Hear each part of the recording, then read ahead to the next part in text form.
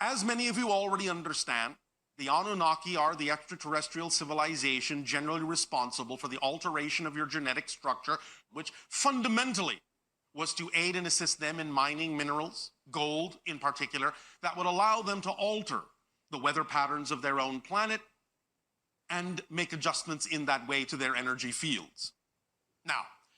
the group of Anunnaki that actually visited your world, that was originally consigned to find those minerals and bring them back to the home world, were actually, to begin with, assigned to simply do this task themselves. Eventually, they found that this was something that was relatively difficult for them to do on their own, and so they believed they needed what you would call a workforce in order to aid and assist them. And knowing that there was a natural indigenous being upon the planet that was similar in form to them, they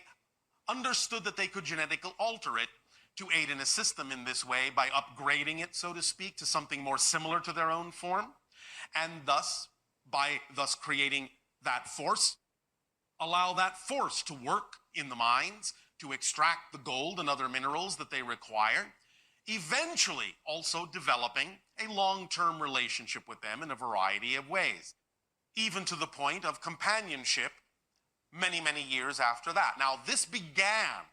somewhere around 500,000 of your years ago in the general areas that you call the Middle East and the African continent. And